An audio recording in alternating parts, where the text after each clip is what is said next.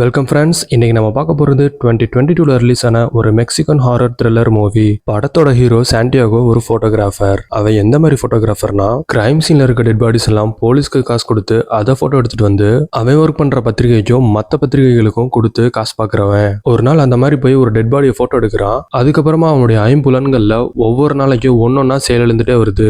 இதெல்லாம் ஏன் அவனுக்கு நடக்குது, கடைசியில் அதுல இருந்து அவன் தப்பிச்சானாங்கிறது தான் இந்த படத்தோட கதை. ஹாரரா இல்ல வேற ஜானராங்கிறது படம் போக போக தெரியும். பின் குறிப்பு, இது குடும்பத்தோட பாக்குற படம் இல்ல. சரி வாங்க ஸ்டோரிக்குள்ள போலாம். அதுக்கு முன்னாடி இந்த மாதிரி இன்ட்ரெஸ்டிங்கான மூவிஸை பத்தி தெரிஞ்சுக்க நம்ம மிஸ்டர் தமிழ்வுட் சேனலை சப்ஸ்கிரைப் பண்ணிக்கங்க. கூடவே இருக்க பெல் ஐக்கானையும் கிளிக் பண்ணிக்கங்க. அப்பதான் நம்ம போடுற வீடியோஸ் உடனே உங்களை தேடி வரும். சரி வாங்க வீடியோக்குள்ள போகலாம். படத்தோட ஸ்டார்டிங்ல ஹீரோ ஒரு ஆக்சிடென்ட் நடந்த இடத்துக்கு போறான். அப்ப அங்க கொஞ்சம் போட்டோஸும் எடுத்துட்டு இருக்கான். அந்த ஆக்சிடென்ட்ல அடிபட்டவங்க எல்லாம் ஸ்ட்ரக்சர்ல வச்சு தள்ளிட்டு போயிட்டு இருக்காங்க. அவங்க கிட்ட போய் ராங் ரூட்ல வந்து இடிச்சிட்டாங்க அப்படிதானே அப்படின்னு கேட்டுட்டு இருக்கான். அதெல்லாம் எங்களுக்கு தெரியாது அப்படின்ட்டு அவங்க போயிடுறாங்க.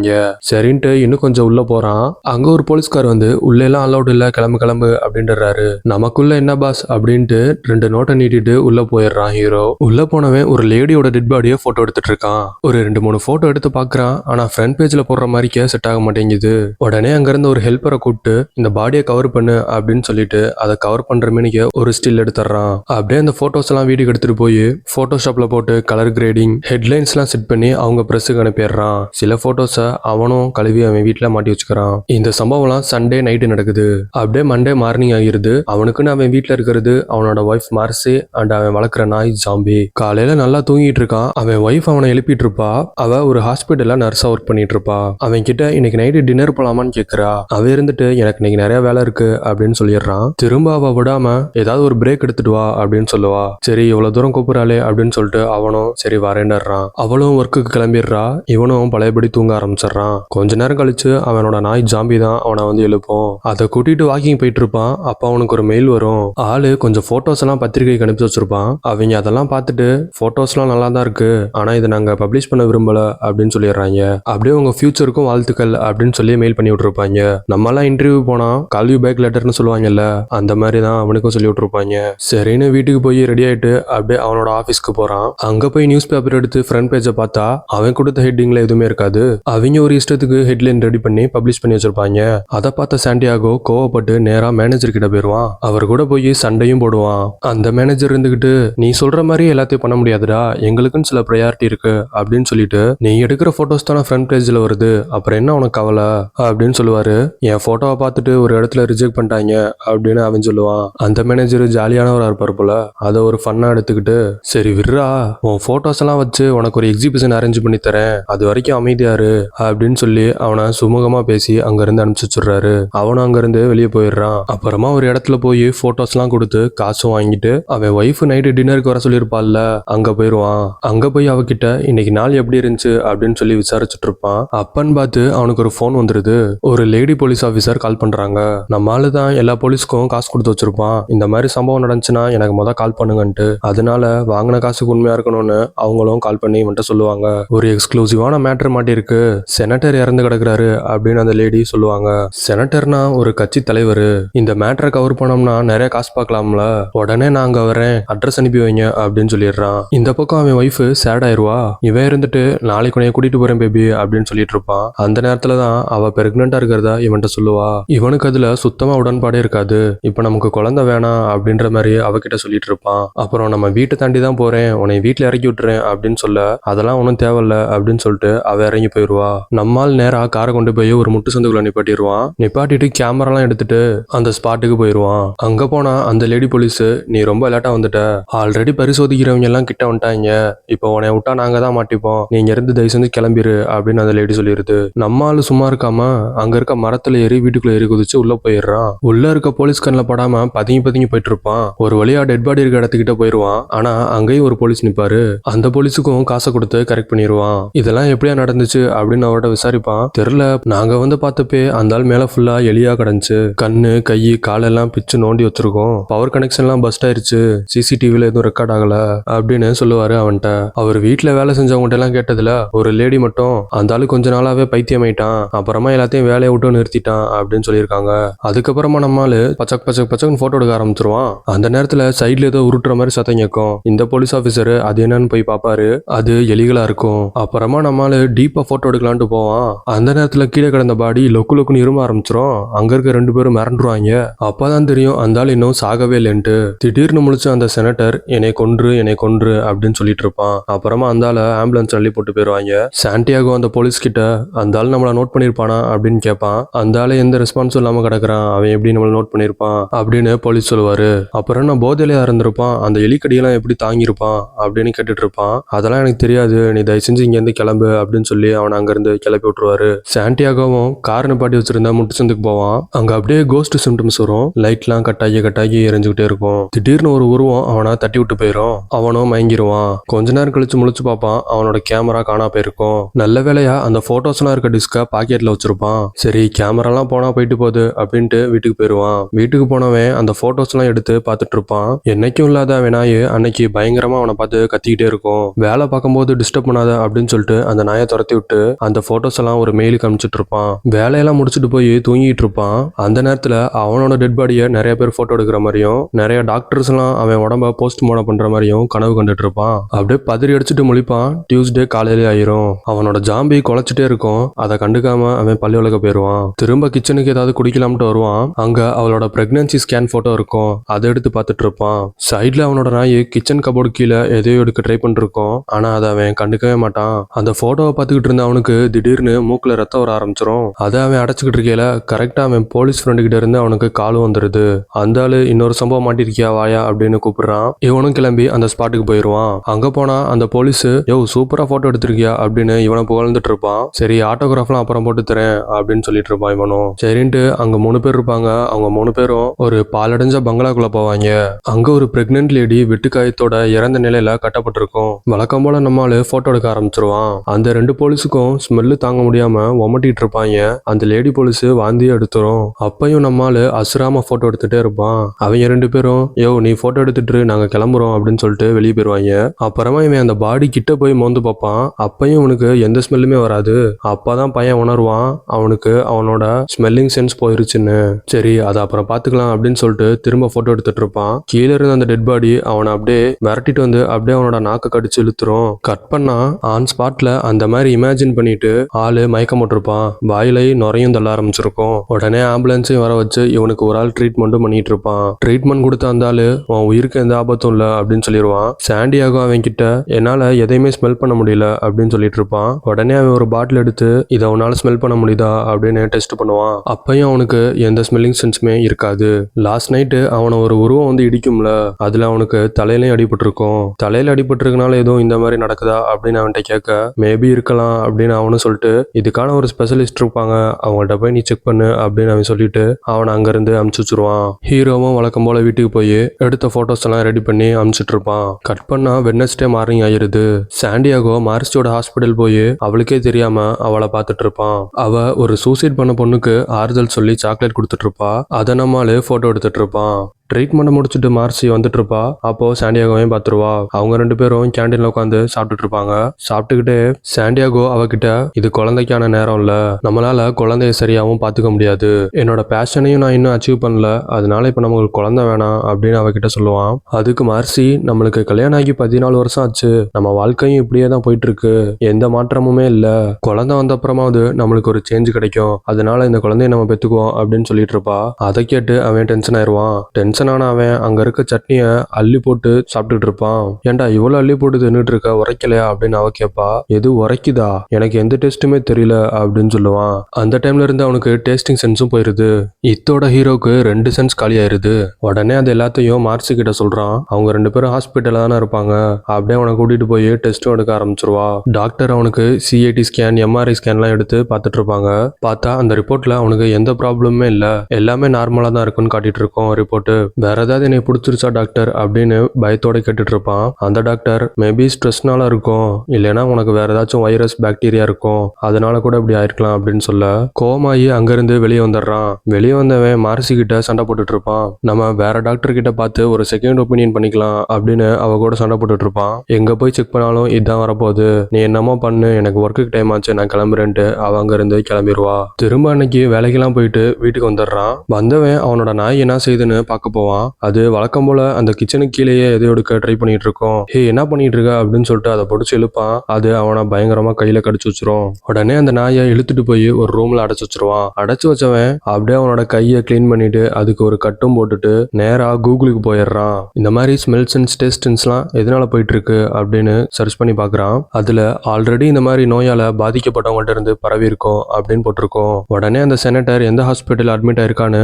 செக் பண்ணி பார்த்துட்டு காலையில அங்க போயிடுறான். ஒரு டாக்டர் கோட்டு டூப்ளிகேட் ஐடிலாம் ரெடி பண்ணிட்டு கேஷுவலா அவன் பாட்டுக்க செனட்டர் இருக்க ரூமுக்கு போயிட்டு இருப்பான். அங்க போய் அந்த ஆளை எழுப்ப ட்ரை பண்ணுவான். ஆனா அந்த ஆளு முழிச்சு மினிக்க அப்படியே கிடப்பான். வசூல் ராஜா படத்துல இது ஒரு சப்ஜெக்ட், இதனால எதுவுமே பண்ண முடியாது அப்படின்னு சொல்லுவாங்கல்ல, அந்த சப்ஜெக்ட் மாதிரியே தான் அந்த ஆளும் படுத்து கிடப்பான். சைட்ல அவரோட ரிப்போர்ட் இருக்கும், அதை எடுத்து படிச்சு பார்த்துட்டு இருப்பான். இவனுக்கு இருக்க எல்லா நோயும் அந்த ஆளுக்கும் இருக்கும். இந்த சம்பவம்லாம் தேர்ஸ்டே நடந்துட்டு இருக்கு. தேர்ஸ்டே நைட்டு போய் ஆளு தூங்கவும் செஞ்சிடறான். அப்படி தூங்கிட்டு இருக்கல அவன் காலில் ஏதோ கடிக்கிற மாதிரி உணர்ந்துட்டு இருப்பான். என்னன்னு பார்வை தூக்கி பார்த்தா உள்ளுக்கு நிறைய எலி கடிச்சுக்கிட்டு கிடக்கும். டக்குன்னு அரண்டு போய் எந்திரிச்சிருவான். பார்த்தா கனவா இருக்கும். பக்கத்துல இருக்க அவன் ஒய்ஃப் மார்சி எழுப்புவான். அங்க பார்த்தா அவன் ஒய்ஃப் உடம்பெல்லாம் பிளட்டா கிடக்கும். அவன் ஒய்ஃபும் இறந்து போய் கிடப்பா.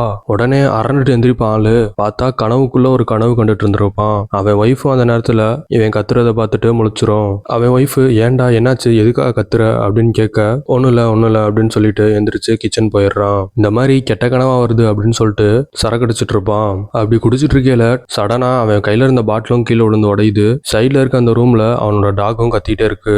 அதை கத்தாதன்னு சொல்லி அங்க போய் பார்த்துட்டு இருப்பான். அப்படியே பின்னாடி திரும்பி பார்த்தா கீழே பிளட் இருக்கும். கண்ணாடி சில மிதிச்சிருப்பான், அதனால பிளட் வந்திருக்கும். ஆனா கண்ணாடி குத்துன எந்த உணர்வுமே இவனுக்கு இருந்திருக்காது. டச்சிங் சென்ஸும் போயிருது. இதோட 3 சென்ஸ் காலி ஆயிருது. உடனே ரைட் எடுத்து அடிச்சு பாக்குறான். கீழே ஏதோ இருக்க மாதிரி தெரியும். சரி என்னது அப்படின்னு அதை எடுத்து பார்த்தா அது மந்திரிக்கப்பட்ட ஒரு பொருள் அங்க கிடக்கும். அதை எடுத்துட்டு அடுத்த நாள் அவனோட போலீஸ் ஃப்ரெண்ட்ஸ் கிட்ட கொண்டு போய் காட்டுறான். அவங்க அதை பார்த்துட்டு டே இதை ஏன்டா இங்க எடுத்துட்டு வந்த அப்படின்னு அதை பார்த்து பயந்துட்டு இருப்பாங்க. இதெல்லாம் இன்னுமாடா நம்பிட்டு இருக்கீங்க அப்படின்னு அவன் அவங்கள்ட்ட கேட்பான். இது உன்னோட எதிரிங்க தான் யாராவது செஞ்சு வச்சிருப்பாங்க அப்படின்னு அந்த போலீஸ் ஆஃபீஸர் சொல்லுவான். எனக்கு அந்த மாதிரி எதிரியெல்லாம் யாரும் இல்ல அப்படின்னு இவன் சொல்லுவான். அங்க இருந்த லேடி ஆஃபீஸர் உங்களோட ரிலேட்டிவ்ஸ் யாராவது இறந்துட்டா இத்தனை தடவை போட்டோ எடுப்பீங்களா நீ நிறைய பேரை போட்டோ எடுத்திருக்கீல, அவங்களோட ரிலேட்டிவ்ஸ் யாராவது இப்படி பண்ணி வச்சிருக்கலாம் அப்படின்னு சொல்லுவா அந்த லேடி. உடனே அந்த இன்னொரு போலீஸ் அவன்ட்ட இது வரைக்கும் நீ பார்க்காத ஏதாவது சிம்டம்ஸ்லாம் உனக்கு தெரியுதா சொல்லு அப்படின்னு கேட்டுட்டு இருப்பாரு. அப்படி இருந்தா சொல்றா, அதுக்கு ஹெல்ப் பண்றது என்கிட்ட ஆளுங்க இருக்காங்க, அவங்க நம்பர் தரேன் போய் பாரு அப்படின்னு சொல்லி ஒரு நம்பர் கொடுத்து அங்க போய் பார்க்க சொல்லிடுவான். இவனும் அந்த அட்ரஸ் வாங்கிட்டு அந்த இடத்துக்கு போய் பாக்குறான். உள்ள போகும்போது 2000 ரூபாயை புடிங்கிட்டு தான் உள்ளே விடுவாங்க.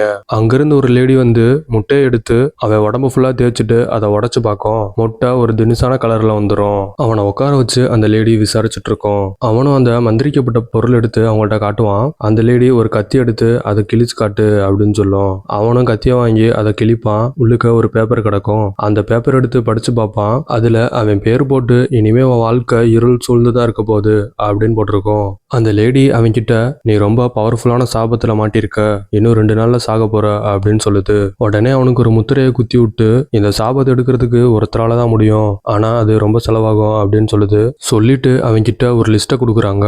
இந்த லிஸ்ட்ல இருக்க பொருள்லாம் நைட்டு பூஜைக்கு வாங்கிட்டு வந்துரு. அதுக்கப்புறம் முக்கியமான ஒண்ணு, உன்னோட உயிருக்கு பதிலா இன்னொருத்தரோட உயிரை பலி கொடுக்கணும் அப்படின்னு சொல்றாங்க. அவனும் அந்த லிஸ்ட் பேப்பரை வாங்கிட்டு நேரா அவனோட கார்ல போய் உட்கார்றான். அவனோட காரெல்லாம் தொட்டு பார்ப்பான். ஆனா அவனுக்கு எந்த சென்ஸுமே இருக்காது. உடனே அவன் வச்சிருந்த கேமராவெல்லாம் வித்துட்டு கொஞ்சம் காசும் ரெடி பண்ணிடுறான். அப்படியே அவங்க ஊர் சந்து கடைக்கு போய் மந்திரிக்கிறதுக்கு தேவையான பொருட்களையும் வாங்கிட்டு ஒரு உயிர் பலி கொடுக்கணும்னு சொல்லியிருப்பாங்கல்ல, அதனால அவனோட டாகை கொடுக்க முடிவு பண்ணிடுவான். அவனோட நாய்க்கு சாப்பாட்டுல மயக்க மருந்தெல்லாம் கொடுத்து அதையும் தூக்கி கார்ல போட்டு அவங்க சொன்ன ஸ்பாட்டுக்கு போயிட்டு இருப்பான். அந்த நேரத்துல மார்சி அவனுக்கு மெசேஜ் பண்ணுவா, நம்ம டாகை நீ தான் கூட்டிட்டு போயிருக்கியா அப்படின்னு கேட்டிருப்பா. இவன் அதுக்கு எதுவுமே சொல்லாம அப்படியே போனை வச்சிருவான். அவங்க சொன்ன ஸ்பாட்டுக்கும் போயிடுவான். அவங்க அவனை போட்ல உட்கார வச்சு ஒரு இடத்துக்குள்ள கூட்டிட்டு போயிட்டு இருப்பாங்க. அங்க பயங்கரமான பூஜைகளா நடந்துட்டு இருக்கும். அப்படி பூஜையெல்லாம் நடந்துட்டு இருக்கும் போது அவனுக்குள்ள அவனோட ஒய்ஃப் பிரெக்னெண்டா இருக்க மாதிரி கனவு மட்டும் வந்துட்டே இருக்கும். அப்புறமா அவன் ஆசையா வளர்த்த நாயை அறுத்து அதோட ரத்தத்தை வச்சு இவனுக்கு அபிஷேகம் பண்ணி விட்டுட்டு இருப்பாங்க. கட் பண்ணா அடுத்த நாள் காலையிலே ஆகிறது.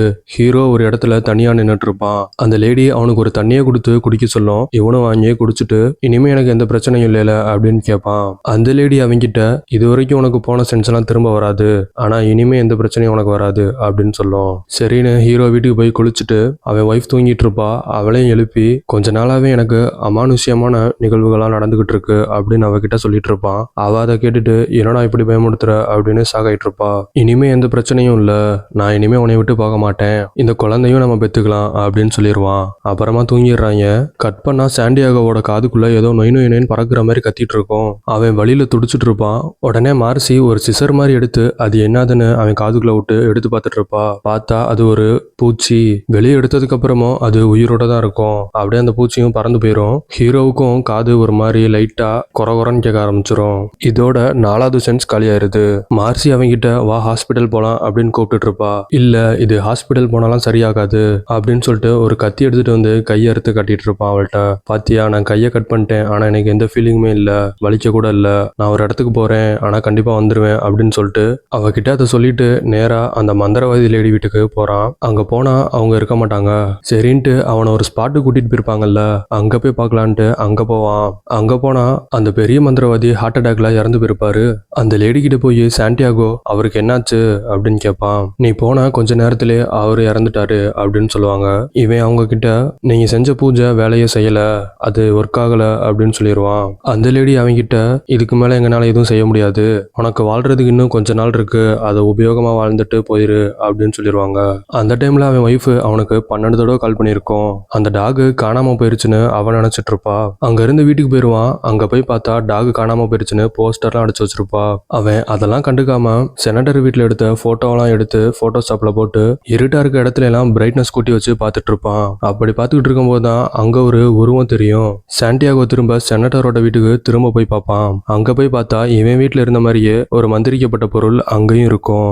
அதை பார்த்து ஷாக்கான அவனோட 2 போலீஸ் ஃப்ரெண்ட்ஸ் இருப்பாங்கல்ல, அவங்கள பார்க்க போயிடுவான். அவங்க 2 பேரும் ஒரு கிரைம் சீன்ல இருப்பாங்க.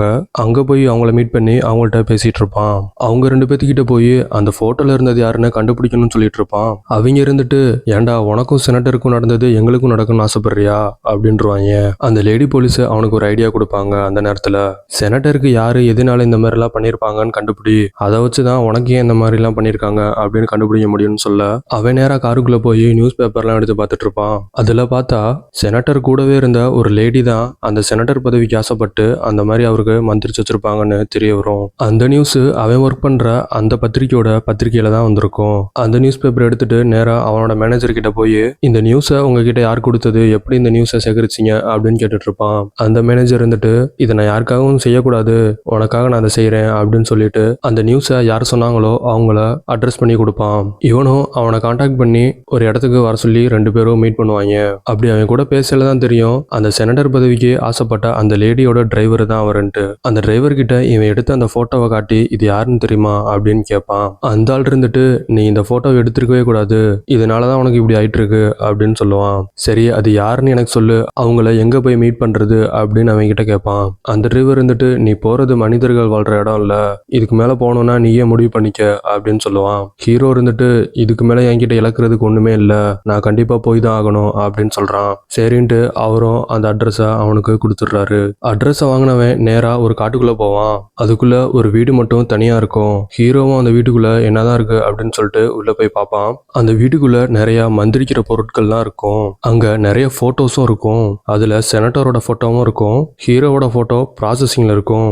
ஹீரோவோட போட்டோ கேமராலாம் மந்திரிக்கப்பட்டு வச்சுட்டு இருக்கும். ஹீரோ செனட்டர் வீட்டுல இருந்து வந்துட்டு இருப்பான்ல, அந்த நேரத்துல ஒரு உருவம் தட்டி விட்டு கேமரா காண போகும்ல, அதை இந்த மந்திரவாதி தான் அவங்க கிட்ட இருந்து எடுத்துட்டு வந்திருப்பாரு. ஹீரோ செனட்டர் வீட்டுல போட்டோ எடுத்துட்டு இருந்திருப்பான்ல, அப்ப அந்த மந்திரவாதி அங்கதான் இருந்திருப்பாரு. இவன் எடுத்த போட்டோஸ்ல எல்லாம் அவர் கவர் ஆயிருப்பாருன்னு அவருக்கு தெரியும். அந்த கேமரால இருக்க போட்டோஸ் எல்லாம் டெலீட் பண்றதுக்காக தான் இவனை மயக்கமாக்கி விட்டு அந்த கேமரா எடுத்துட்டு வந்திருப்பாரு. ஆனா நம்ம ஹீரோ பயபுல ஹார்ட் டிஸ்க் எடுத்து உள்பாக்கில போட்டு வச்சிருப்பான்ல, அந்த கேமரால போட்டோஸும் இருக்காது. அதுல கடுப்பான மந்திரவாதி என்கிட்ட ஆட்டம் காட்டுறியா அப்படின்னு சொல்லிட்டு ஹீரோவுக்கும் அந்த பவர்ஃபுல்லான சாபத்தை போட்டுட்டு இருப்பாரு. அதனாலதான் ஹீரோவுக்கும் ஒவ்வொரு சென்ஸா லாஸ் ஆகிட்டு இருக்கும். அங்கிருந்து அப்படியே இன்னொரு இடத்துக்கு போய் பார்ப்பான். அங்க அந்த மந்திரவாதி பூஜை பண்ணிட்டு இருப்பாரு. ஹீரோவை பார்த்துட்டு அங்க இருக்க ஆடுகள்லாம் கத்திட்டு இருக்கும். ஹீரோ அந்த ஆட்டை பார்த்துட்டு திரும்பி பார்ப்பான். அங்க அந்த மந்திரவாதி இருக்க மாட்டாரு. டக்குன்னு அவங்கிட்டு திரும்பினா அவன் மூஞ்சில பவுடரை ஊதி விட்டுறாரு அந்த மந்திரவாதி. அதுக்கப்புறமா ஹீரோக்கு கை கால் எதுவுமே வேலை செய்யாம ஒரு ஓரமா உட்காந்து கிடப்பான். அந்த மந்திரவாதி கிட்டையும் கெஞ்சிட்டு இருப்பான். உங்களுக்கு என்ன வேணாலும் நான் கொடுத்துட்றேன், என்னை விட்டுருங்க, இந்த சாபத்துல இருந்து என்னை காப்பாத்தி விடுங்க அப்படின்னு கேட்டுட்டு இருப்பான். அந்த மந்திரவாதி உன்னோட ஸ்பான் வேணும் அப்படின்றாரு. அதாவது அவன் ஒய்ஃபோட வயிற்றுல இருக்க அந்த குழந்தைய கேட்பாரு. அதை சாக்ரிஃபைஸ் பண்ணு, உன்கிட்ட எடுத்ததெல்லாம் நான் உன்கிட்ட திரும்ப தந்துடுறேன் அப்படின்னு அந்த மந்திரவாதி சொல்லிட்டு இருப்பாரு. அன்னைக்கு சாண்டியாகோவுக்கு பூஜை பண்ணிட்டு இருக்கும்போது அவன் ஒய்ஃப் பிரெக்னெண்டா இருக்க அந்த நினைவுகள் மட்டும் அவனுக்கு வந்து வந்து போயிட்டு இருக்கும். அது இதனாலதான். இல்ல அது என்னால முடியாது, என்னை விட்டுருனா அப்படின்னு சொல்லி ஹீரோ அவர்கிட்ட கெஞ்சிட்டு இருப்பான். அந்த மந்திரவாதி அவன் முன்னாடி ஒரு சின்ன தண்ணி பாட்டில வச்சுட்டு அங்கிருந்து மறைஞ்சு போயிடுறாரு. வேற வழி இல்லாம ஹீரோ அந்த பாட்டில் எடுத்துட்டு நேரா வீட்டுக்கு வரான். வந்தவன் 2 கப்புல டீ போட்டுட்டு அவன் ஒய்ஃபுக்கு கொடுக்க போற அந்த கப்பலை மட்டும் அந்த தண்ணிய கலந்துடுறான். அந்த 2 கப்பையும் எடுத்துட்டு போய் டேபிள்ல வச்சுட்டு உட்காருவான். அங்கிட்டு இருந்து அவனோட ஒய்ஃப் மார்சி வருவா. வந்து அவங்கிட்ட என்னாச்சு, எங்க போன அப்படின்லாம் விசாரிச்சுட்டு இருப்பா. அப்படி அவங்க பேசுறதெல்லாம் நம்ம காதுல விழுகவே விழுகாது. ஹீரோவோட காதுலையும் எதுவும் விழுகாது. ஏதோ பேசிட்டு இருப்பாங்க. பேசிக்கிட்டு அப்படியே மார்சி அந்த டீ எடுத்து குடிக்க போவா. ஹீரோக்கு திடீர்னு என்ன ஞானம் வந்துச்சுன்னு தெரியல, அந்த டீயை தட்டி விட்டுருவான். அதோட படத்தோட டைட்டிலுக்கு ஏற்ற மாதிரி ஹீரோவோட ஐம்புலன்களும் முற்றிலும் மறைந்து விடும். அதோட படத்தையும் முடிச்சிருவாங்க. அன்னைக்கு ஒரு நாள் அவன் ஒய்ஃப் பேச்ச கேட்டு டின்னர் போயிருந்தான்னா ஹீரோக்கு இவ்வளவும் நடந்திருக்காது. தேவையில்லாம ஒரு போட்டோ எடுக்க போய் இவ்வளவு பெரிய பிரச்சனையில ஹீரோ மாட்டிக்குவான். கடைசியில அவனாலையும் அதுல இருந்து வெளியவே வர முடியல. கடைசி சென்ஸ் கண்ணு தெரியாம போறது, அத படத்துல காட்ட மாட்டாங்க. அதுக்குள்ள படத்தையும் முடிச்சிருவாங்க. ஹீரோவோட காதுக்குள்ள பூச்சி போகும்ல, அதுல இருந்து அவனோட கேட்கிற திறனும் கொஞ்சம் கொஞ்சமா மறைய ஆரம்பிச்சிரும். அப்படி மறையிற அந்த நேரத்துல அவனால எந்த அளவுக்கு கேட்க முடியுமோ அந்த அளவோட நம்மளையும் கேட்க வச்சு அவன் எந்த அளவுக்கு உணர்றானோ அந்த அளவுக்கு நம்மளையும் உணர வச்சிருப்பாங்க. சவுண்ட் இன்ஜினியரிங் டிபார்ட்மெண்ட் அந்த அளவுக்கு தரமா வேலை பார்த்திருப்பாங்க இந்த படத்துல. ஹெட்செட் போட்டு பாத்தீங்கன்னா நீங்களும் அதை கண்டிப்பா உணர்வீங்க. மிஸ் பண்ணாம பாருங்க. இந்த வீடியோ உங்களுக்கு பிடிச்சிருந்துச்சுன்னா ஒரு லைக்கை போட்டு விட்டுருங்க. இந்த மாதிரி இன்ட்ரெஸ்டிங்கான மூவிஸோட மீண்டும் வந்து உங்களை சந்திக்கிறேன். நன்றி, வணக்கம்.